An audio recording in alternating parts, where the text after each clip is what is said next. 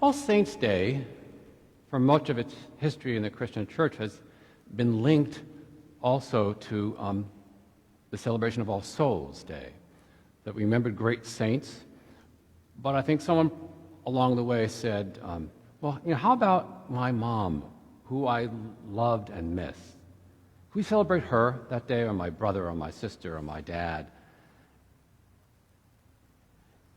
It ties into what we heard in the gospel today, the universal experience of grief and what we do with it, and what Jesus heals us of in our grief. We hear that Jesus himself experienced grief. And so the celebration of All Saints, All Souls Day grew up. And then at one point it was taken out of the Anglican tradition. But here's what happened. After the First World War, there was such tremendous death in England, and such tremendous suffering and heart-wrenching grief. The church realized that it had to get rid of its sort of Reformation polemic and bring back All Saints and All Souls Day in that combination. People needed a vehicle to express their grief. I think one of the most wonderful expressions, liturgical expressions, of experiencing both grief and hope at the same time is the wonderful feast of the Day of the Dead. And it was not something that I knew about in New York, but I've learned that in my years here in Los Angeles. And I think it's just such a healing feast day, and we'll celebrate it in a sense today. Every year we lean a little bit more into the Day of the Dead. And people think foolishly that it's like a Mexican Halloween. That is the furthest thing that it could be. The furthest thing. It is about remembrance and family and missing someone and wanting to connect with them. It is, as St. Paul tells us, death, where is your victory? Death, where is your sting? And the Day of the Dead, in the Latin tradition, lifts that up. It has a playful time with death. It mocks death. As you can see in the little figurines up there, it mocks death because you have no power here, because of Jesus Christ, conqueror. However, it never, ever, ever mocks grief. Grief is real. Grief is powerful. And it's a long road for most people. But the good news is that Jesus walks alongside us in our grief. We heard him grieving today. But on this Day of the Dead, it celebrates not only grief and hope and Christ conquering death, but it celebrates remembrance and the power of remembrance. And it also celebrates the wonderful sense of that we are not cut off from the people we have loved and lost. We are connected forever. That we can mock the thing that separates us and live in hope. But in that remembrance, that very, very, very important remembrance, we are connected. And there is a gift back and forth between the generations. How many people have seen the film Coco? I remember I made the mistake of watching that film on a plane. And I had tears streaming down my cheeks. And all of a sudden, I felt the woman next to me just took my hand, because she was watching it too, and we both sort of crying.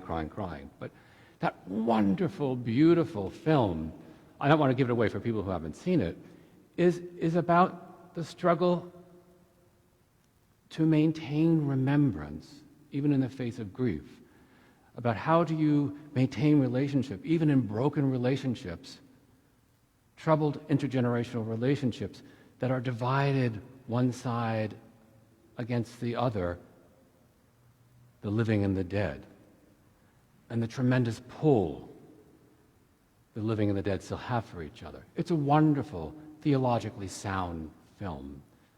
There's a sense of that when remembrance goes away, there's a disconnect. When someone is not brought in memory, in remembrance, to the ofrenda, to the altar, there's a sense of longing that something will be disconnected and lost. And that giftedness is cut off. And the whole arc of the film is to restore remembrance, to restore memory, to restore connection and the giftedness between generations, all under Jesus Christ, the conqueror of death and the healer of grief.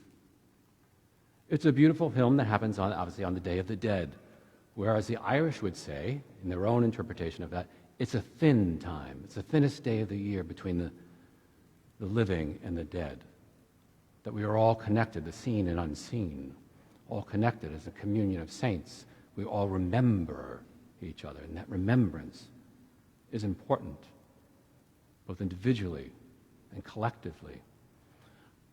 We received a really interesting letter in the last whole week or so that I want to share with you. It says, "Hello. Please find enclosed some historical pictures, programs, and bulletin inserts, parish yearbook, annual reports, etc., of St. John's Church from my great-great-aunt, Maud Merriweather, in the early 1900s. Maud was a Sunday school teacher, a soloist/soprano in the choir, served at the Altar Guild, and was a great friend of the choir master Roland Diggle's daughter.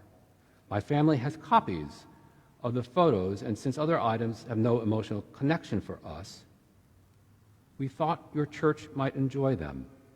Andrea Miller, Cokesville, Tennessee." In your bulletin, there's an insert, and I'm honored to raise up in remembrance the name of Maud Merriweather again. In the back page, there's a picture.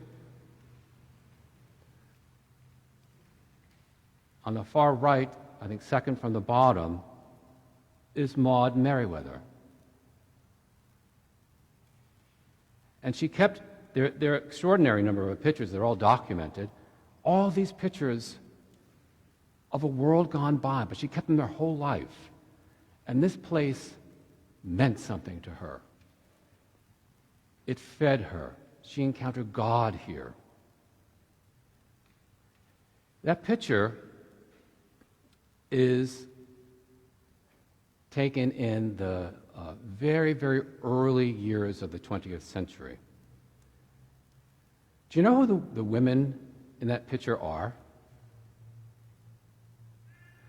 They are the Altar Guild of St. John's Church.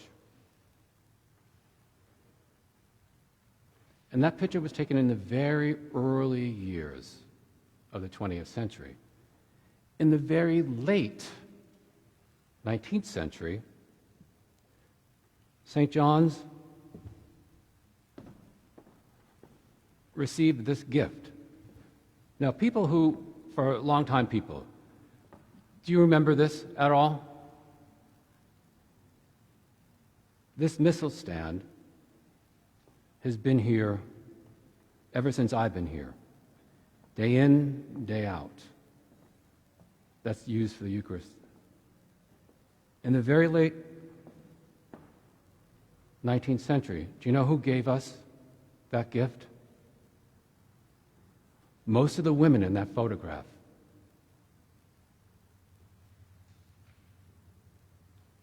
They gave a gift of themselves to the heritage of this place that we just assume, oh, that's always been there. Someone got it. But it was a committee. They planned it. They thought about it. They raised the money.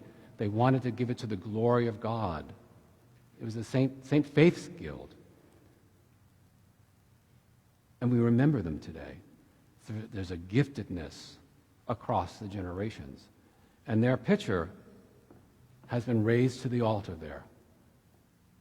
At a time, they couldn't understand the world that we live in now, and we couldn't understand their world. But we're connected in remembrance and in giving. That has been here week in, week out, year in, year out, century in, century out. A sign of the faithfulness of this place. Part of remembering is also wanting to be remembered. That picture is from 120 years ago. What do we want the people of 2141 to remember us for? What do we want them to know about the faithfulness of this place? What do we want them to know about the saints who are here now?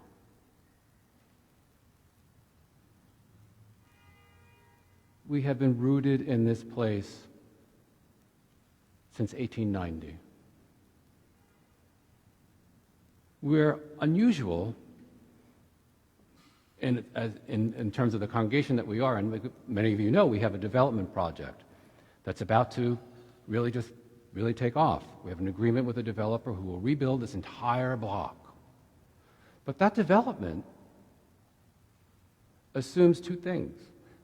It assumes that there'll always be a church here, and the development deal is 100 years of lease, and then it gets to renew for another 100 years.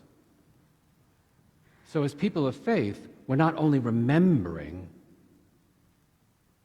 we're hoping to be remembered in the future as good stewards of a place that people loved and cared for and handed over to us.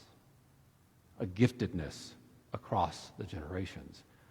I can't imagine what downtown Los Angeles will be like in 120 years. If climate change doesn't stop, we'll probably be, oceanfront property. I don't know. But it'll be radically different. Radically different as Maud's pictures are than it is now. But it will be the same faithful place.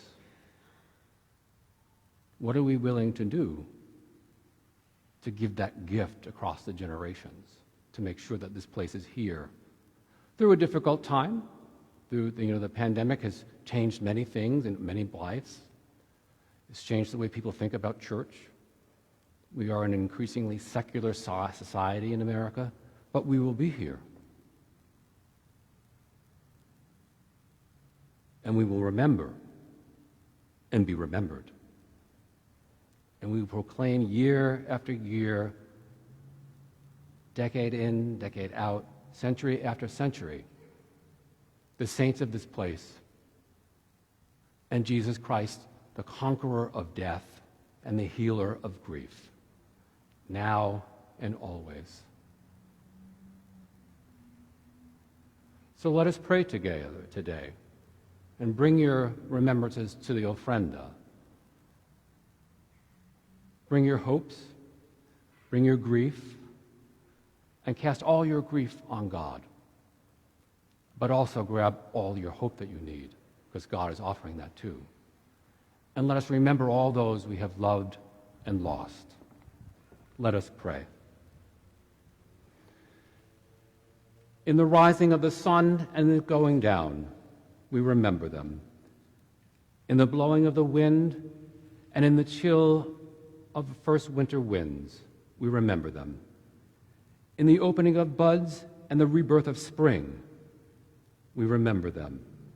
In the blueness of the sky and the warmth of summer, we remember them.